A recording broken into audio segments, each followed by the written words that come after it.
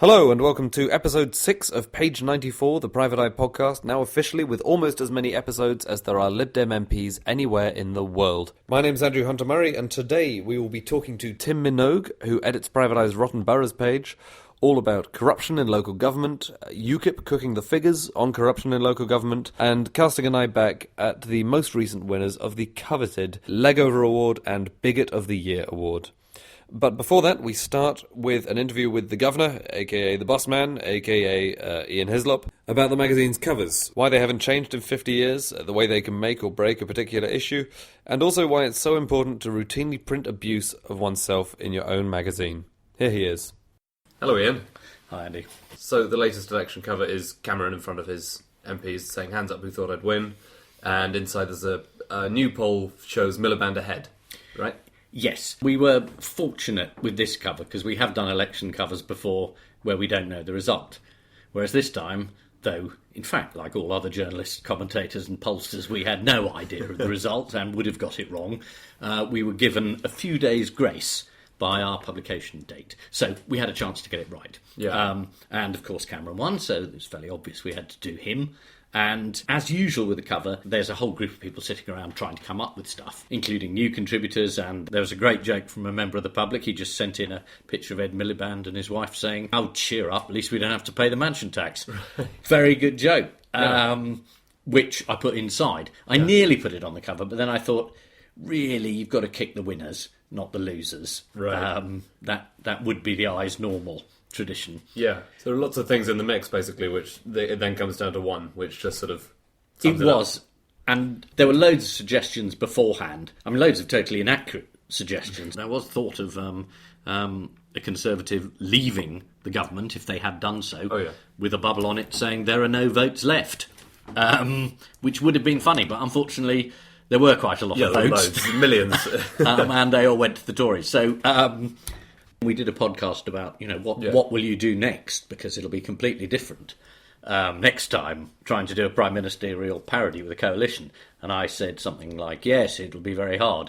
But of course, since it's a majority government, it's a free to do whatever you like school. I have done a lot of polls which suggest that it is going to be completely different next time. So, I don't want to call it, but... sometimes we call it right. Last time, we had a picture of the three party leaders doing that first TV debate with Nick Clegg saying, vote for one party, and the other saying, and you get one free. Right. Which actually wasn't a bad call. And you called that before the election? We called that before the election. Right, okay. Notice we didn't say which one of them you got free. Yeah. But you got one of them. Does it sometimes feel like this is the first chance? For example, when there's a new Prime Minister. So I think one of the first ones with Blair was a picture of him and Major. Major was saying, I told you the Tories would win. Does it feel like the first kick that you get to give? Obviously there are more later. Yes, and also the first chance you have to try and guess the character of what's coming. And in that case, it was the feeling that the old Labour Party had been put behind us. So far behind them that they turned into Tories. But then Blair kept on winning and it got a bit more boring. Right. And we knew what the election result would be. He was going to win again. The same with Mrs Thatcher. It's the first one, really, that you get the chance. After that, with those sort of steamrollers, you know what's going on. Does that become more difficult for the magazine in general, or for satire in general? Because I remember people saying in 1997 you should sort of leave Blair alone for a bit. He was very, very popular. Give him a chance. I think it's a very good opportunity when there's a change of government. When the Tories are thrown out and Labour get in, people always say, God, leave Labour alone. What are you, Tories or something? And I think that criticism goes back to Harold Wilson. It's quite an old one, levelled at the Eye. And similarly, when it flips the other way around, they say, God, what, you want Labour in again, do you? And you say, well, no, the point is we go for who we have got. But in this case, it's the same again, except without brass knobs on, really. It's sort of all new. We actually have no idea what is going to happen now because we weren't asking any questions about it during the election because we were so focused on what might happen, governmentally. I think that's absolutely right. Everybody was obsessed by how anyone could possibly govern rather than what they might do if they were given the chance. But I don't think this is unique to us at Private Eye. I think the Tory party had absolutely no idea it was going to get in. I would imagine for the next cover, we would end up doing the things that they've now got to do that they thought they'd never have to do because the Lib Dems would stop them, so they could promise anything. I mean, what do you want? So in terms of the covers in general, they are, I think it's fair to say that they are quite lo-fi. As in, until the mid-1990s, there was a stencil with the size of bubble that you wanted to use. Yes. Is this a conscious design choice? I think it probably wasn't originally. I think it was probably very cutting edge in sort of 1870. But now, I think it's part of the whole look of the magazine. And that's the definitive point of the magazine, is you go and have a look at the cover and think, what's that about? And it makes a great difference, both to sales and I think to people's perception. If you do a good one, people think you're funny for months. And if you do a bad one, people forget it very quickly. They're quite generous. Okay. But you do have to turn out a few that people think are funny. And presumably some which are quite near the knuckle, in an ideal world. Yes. If I don't get any complaints about the cover, then I feel that perhaps we've missed the point. Oh, really? Yes, though I'm always surprised by the covers, what people do find offensive. People got very upset during the war in Gaza, the latest war in Gaza, about the cover, which was about there being light at the end of the tunnel, and then someone saying, but we bombed it, so there isn't any more. When that airliner was shot down, there was I thought, a rather good joke, a rather piquant joke about Putin saying he was going to find out who was responsible and give them a rocket, which again, a lot of people thought was a bit offensive. But you can't tell. I mean, a man came up to me in the street, a man wearing cords and a sort of blue jacket, during the time of the floods, and just said, it's not funny, the floods. A lot of people lost their homes. And I said to him, well, we've had covers about war and death and famine and plague all year, but you're worried about floods in quite well-to-do areas. That's what's not funny. So I think people's view depends on their perspective somewhat. I remember we had a cover which didn't do very well in Ireland, which featured the Pope saying, I remember a time when boys wanted to enter the priesthood. That wasn't on sale widely. Right. I remember the Diana one just after Princess Diana died, which I think must have prompted more complaints than any other. I might be wrong. Yeah, no, I think that was the one that, at the time, people found most offensive and were most angry about. So that was the crowds in front of the palace leaving all the flowers, and there were a few speech bubbles. The headline was "Media to Blame," and one person was saying, the papers are a disgrace. Another person said, yes, I couldn't get one anywhere. And the third says, borrow mine, it's got a picture of the car. Yes, I mean, I think the problem with that particular issue was attacking members of the general public as opposed to attacking the media or politicians made people very annoyed. The suggestion that we were all complicit in the idolisation, demonisation, or whatever you will, of Princess Diana and the subsequent hysteria surrounding her death was not at all popular. And I ran pages of abuse of myself and everyone else on the paper for putting this on the cover, but I had no doubts about it. I knew that's what I wanted to do, and I still think those issues are some of the best we've ever done. Francis Wheen did the most fantastic roundup of the various fake mourning and the hypocrisies of a lot of journalists involved before and after. And as the years went by, more and more people said, I think he might have been right at the time. And as it goes into history, I think history will be kinder to the eye than people were at the time. Right. There is a covers library, we should say, on the website, which has every single cover ranked with everyone who's been on the covers, so you can look up exactly who is in there. So, Boris Johnson has about 12 covers. I think Thatcher has about 90. We occasionally just put text on the cover. I mean, the cover when Thatcher died, we had Maggie, Maggie, Maggie, out, out, out on the cover. Yeah, and that got a lot of complaints as well, didn't it? It did, yes. Which, relatively innocuous. Compared to what some people were chanting in Trafalgar Square as they urinated on effigies, I think it was all reasonably tame. If that's your benchmark of restraint, then, So, and also, there was a 9/11 cover, which is someone leaning over to President Bush saying, it's Armageddon, sir, and he says, Armageddon out of here, because, he went to a bunker immediately. I remember a lot of letters after that. What is the thing about printing abuse from people who really don't like what you've done? What I try and do in the letters page is give a representation of what I feel was out there in terms of people getting annoyed or furious or offended. And it also prods people into, because people don't usually write to say, I think you're terrific. They're much keener to write and say, I think you're useless. So it occasionally works in terms of getting a few defensive letters in, saying, actually, I thought that's what the I was for. And you get some sort of debate, which is quite useful. The letters page, in an old-fashioned publication like ourselves, is where this happens. There are very few letters pages which, for example, after the Diana front cover printed letters saying, you lying scumbag shit, which stone did you crawl out of? That was the general tone. I remember that letter. I really... Yeah. I didn't write it. Has anyone ever tried to change the way that the covers are done? Has there been a brief spell of... Because there's a Christmas cover which is normally a cartoon, but have you ever got the management consultants in and they've said, guys, we really should be going a bit more New Yorker on this? No one's ever been consulted. Okay. The basic taking a bubble and sticking it on someone was Peter Cook's idea, and then he admitted it wasn't actually his idea. He'd been to America and seen another publication doing it and decided to steal the idea. So that's where that comes from. I mean, for a while I was very keen on just simple graphics. So one of the most successful ones we've ever done was Woman Has Baby. And actually this election I was so tempted, because the timing was perfect, just to put Woman Has Another Baby and just forget about the election completely.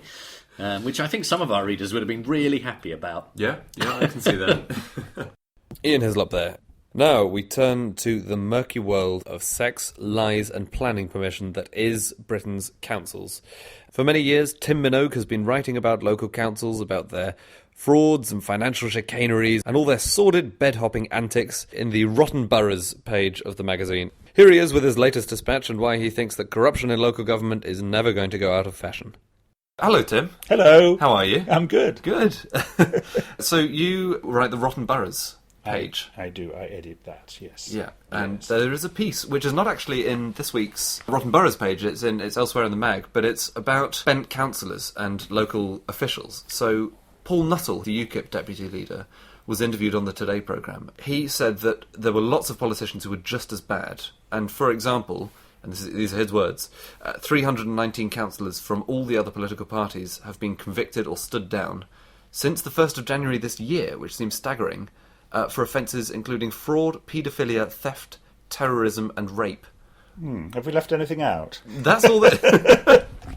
It was amazing story. And this was in response to a story that had been in all the national papers a few days earlier, where a UKIP candidate had threatened to shoot his Conservative rival, who was an Asian chap, if that gentleman, Mr. Jayawardeneh, ever became Prime Minister, because he'd been tipped. Right. He's been tipped. He's a bright spark, and he's been tipped as possible future Asian Prime Minister. Mr. Blay, the UKIP candidate, promised to shoot him between the eyes, and he said some other rude things that we can't say in a family podcast, if this chap ever became Prime Minister. And when Mr. Nuttall was questioned by this on the Today, he got very agitated, and he said, basically, it's all a big conspiracy, all these bad stories about UKIP candidates. They're not all bonkers, and other candidates from other parties do just as bad things. And he produced this extraordinary figure of 319 people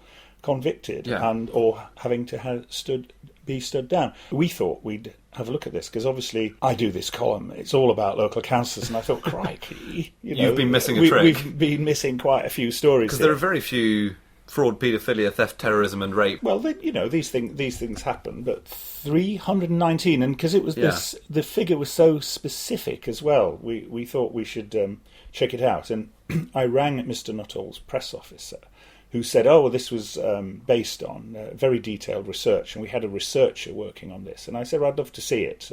Can you get past? Because I'd like to follow some of these stories up.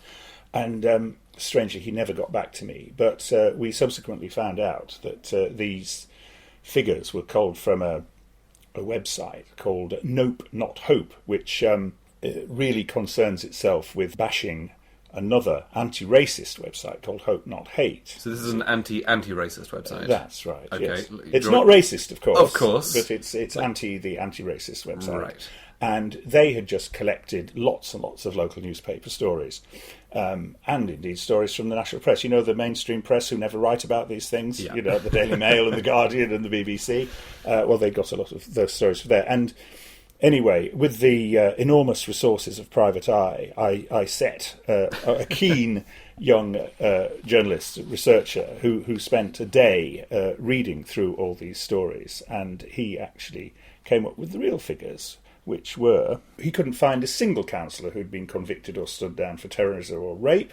A total of 4 had been convicted for fraud, 3 for child-related sexual offences. I mean, not nice, not funny.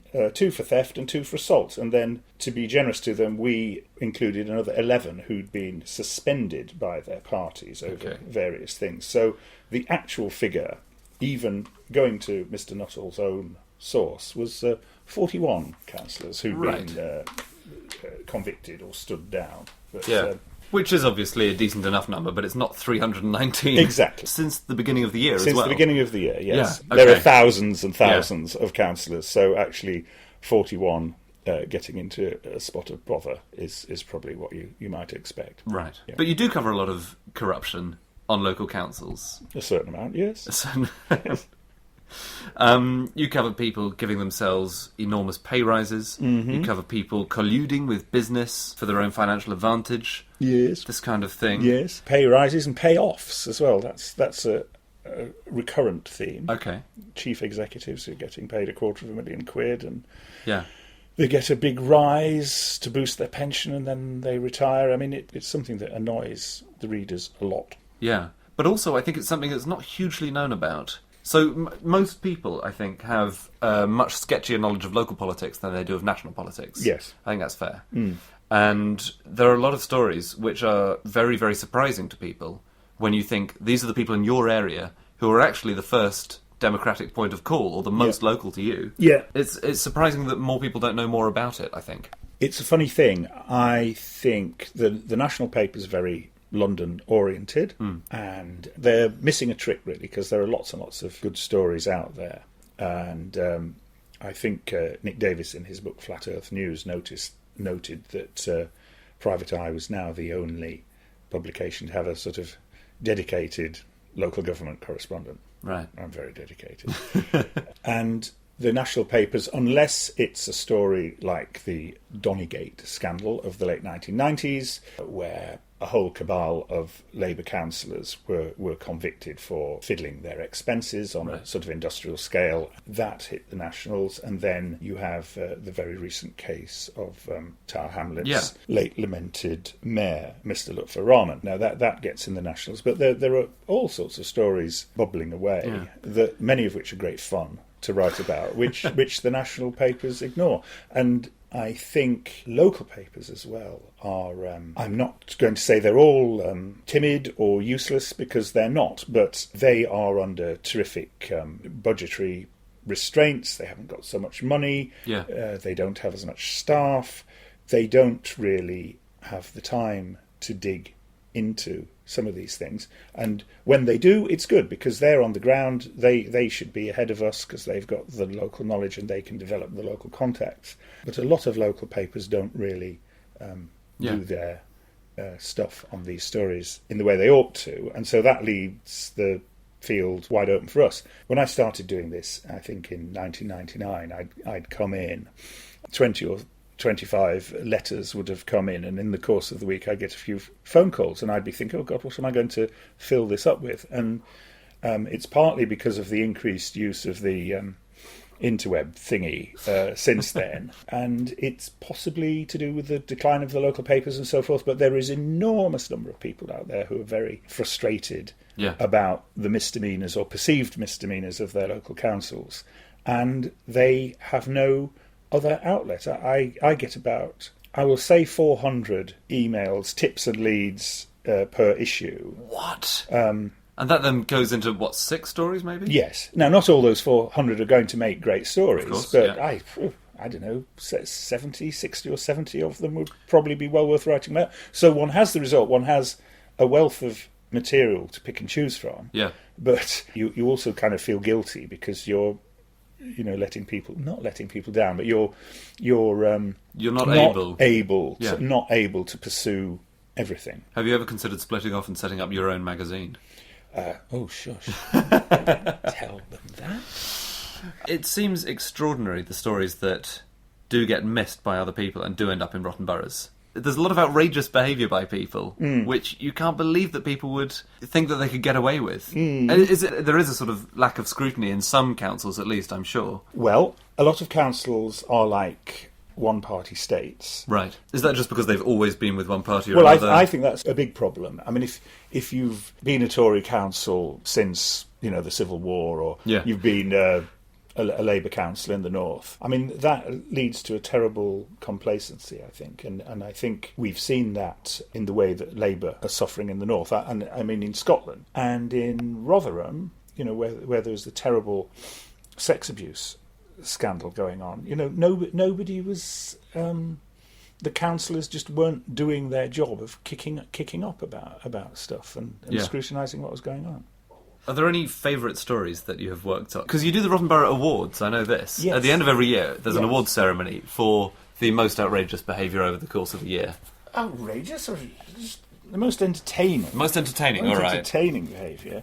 Well, it gives us an opportunity to have a bit of a giggle. Last Christmas, for example, this was a first for us. We gave out a Legover award, which was for the Chief Executive of Gloucester City Council, Julian Wayne, who was realigning the management resource. Other people understood this to mean sacking a lot of people, and one of the resources he realigned was his girlfriend, who got her £35,000 a year job deleted, but happily walked into a new job that had been created, which paid £16,000 a year more. That is a relief. Yes, and the only other candidate for that job, who hadn't slept with the boss, was made redundant. And now, we shouldn't say that these things aren't scrutinised, because the Conservative leader of the council immediately ordered a thorough investigation, and they discovered that, of course, no wrongdoing whatsoever had taken place. Right. But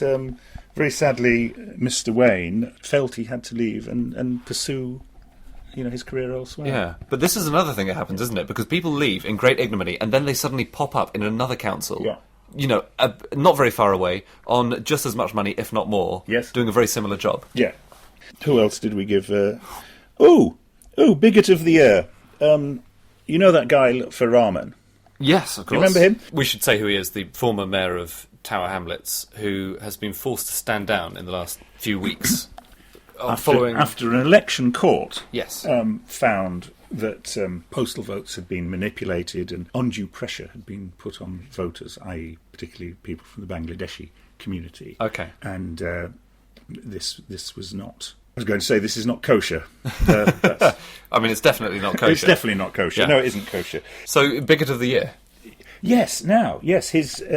Councillor Alibor Chowdhury. It's quite interesting because Maury, the judge in the case, had pointed out that if anybody criticised Lutfer, they would be instantly accused of Islamophobia. Right.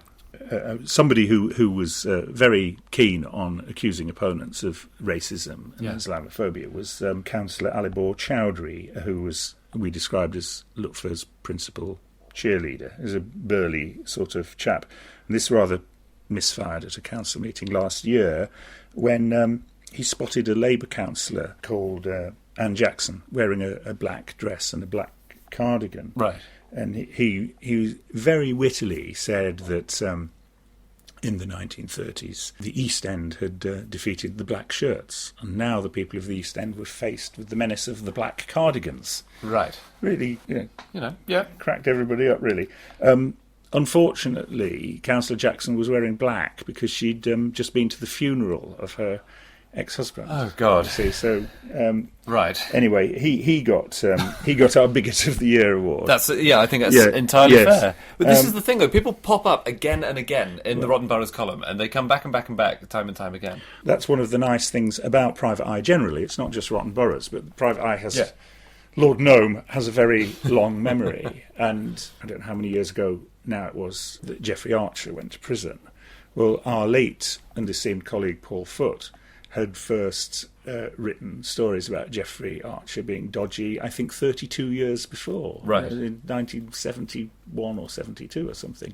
And the good thing about the Eye is you don't have to have. I mean, it is nice to get big exclusives and so forth, but you can keep nibbling away at things. And we first wrote about Lutfur Rahman in 2008, right, when he was the Labour leader of the council. And he was then kicked out, wasn't he? Yes, he was later on.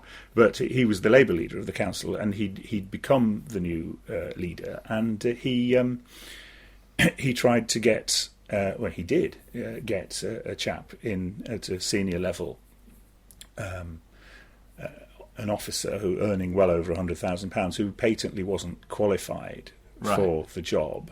But he was Bangladeshi, and the mosque approved of him. So he hadn't been selected by the headhunters who were looking for this job, but Lutfur got him put on. Now, if somebody's doing stuff like that, that's a little light bulb. It's a warning flag, isn't it? A little light bulb goes on, yeah. And I think the following year we'd written something about him, and he came out with this wonderful quote about Private Eye. Was it filth? It wasn't just filth, it was racist, Islamophobic, homophobic filth, and no doubt possibly arachnophobic and agoraphobic filth. And again, you realise you're onto something when you have somebody who is so thin-skinned and paranoid that they can't accept any sort of honest scrutiny at all. Yeah. And over again, his opponents were accused of racism, and it's such a lazy thing to do. I mean, his mayoral opponent, John Biggs, the Labour candidate, was accused of being a racist on, a man who's, spent his life fighting racism. Right. One really nice thing about this long memory thing that you're talking about is it feels a little bit like the sort of ecosystem of journalism, if you like, where you need to have all these little connections. The ecosystem of journalism. Yeah, kind of. You need to have spotted all these little things because they build up to a larger pattern. And it's sort of, if none of that had been written or none of that had come to anyone's attention, then it's much harder later on to identify when someone's corrupt or when someone's been committing fraud. Well, I think some of these small details are telling, and they a bit like with Lutfur getting his mate into a job all those years ago. It flags up that is a person who is worth watching. The next time something comes in about Lutfur, you think, oh, well, maybe this is relevant. Do you ever get thrilled when you see someone who you know is going to be very entertaining over the next few years? Because obviously you would presumably like it if there was no corruption at all on any local councils anywhere. Or would you? Because you wouldn't have anything to write about. No, it would be, none of us would. But, I mean, the great thing is there always is something to write about. Human nature being what it is. Yeah. This job always throws up something amusing. Just before you came in this morning, I had 2 emails within the space of 5 minutes. The new government is going to be very tough on benefit fraud, fraudsters, and we really don't like that sort of thing at all, and quite rightly too. And within the space of 5 minutes, from different ends of the country, I got emails about 2 newly elected Tory councillors. I won't say where they are because you have to buy the magazine, but one of them has become the cabinet member for community safety on his council, and 2 years ago this guy himself was convicted of benefit fraud, which is something they don't make a big thing about. And then there was another one, a Tory councillor who was just elected, I think, for the first time last week, who this week has been charged with benefit fraud. Now we won't name him because he might yet be innocent, but it's endless, really. That's good to hear from the magazine's point of view, and bad from a local government point of view. Well, that's it for episode 6 of Page 94. We do hope you've enjoyed it. If you have, please feel free to write a review of it on iTunes, or failing that, to handwrite letters to 30 or 40 of your closest friends, explaining to them exactly why they should buy a computer and then immediately download this podcast. If you want, you can get in touch with us on podcast@private-eye.co.uk. Thank you very much for listening, and we'll see you next time.